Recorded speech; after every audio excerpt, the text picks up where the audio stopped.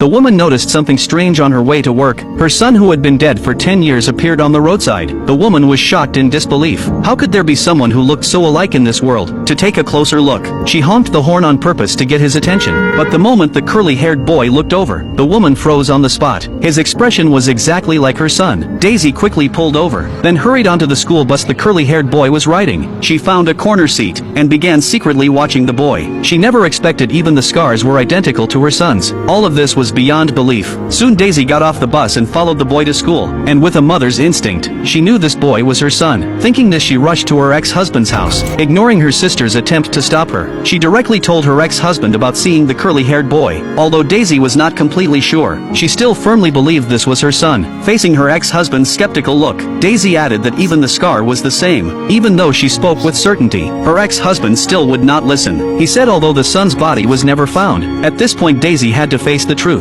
Hearing this, Daisy helplessly walked out the door, but she did not give up. Instead, she went to the police for help, saying someone kidnapped her son. But after listening, the police pulled out old records, saying even without finding the body, the evidence was enough to close the case. Seeing Daisy would not let go, the police had no choice but to agree to keep investigating. But Daisy knew they were just brushing her off. She realized she had to rely on herself, so she planned to uncover the truth on her own. Soon Daisy went to the boys' school to keep watch. When the boy walked out after class, Daisy rushed forward wanting to ask questions, but suddenly the boy's father came to pick him up. Daisy quickly turned away, to keep the father from noticing anything unusual. Then Daisy followed the father and son to a villa. She took photos with her phone to note the address, and began searching on her own. First, Daisy pulled out old photos with her son. She cut her hair short to look like she did in the pictures. Later she found out the boys' school was hiring teachers. She thought it was the perfect chance to get closer to the boy, so she immediately applied for an interview. Luckily Daisy was best at teaching music. Before long she got the job, and became the boy's teacher. Soon Daisy learned the boy had grown up without a mother, living only with his father. Daisy's attentive care made the boy feel warmth he had never felt before. But this did not make his father happy. He came to school to meet Daisy. He said his son usually never talked about teachers, but lately kept mentioning her name. Seeing his concern, Daisy quickly tried to change the subject. No, I knew I'd take music workshops.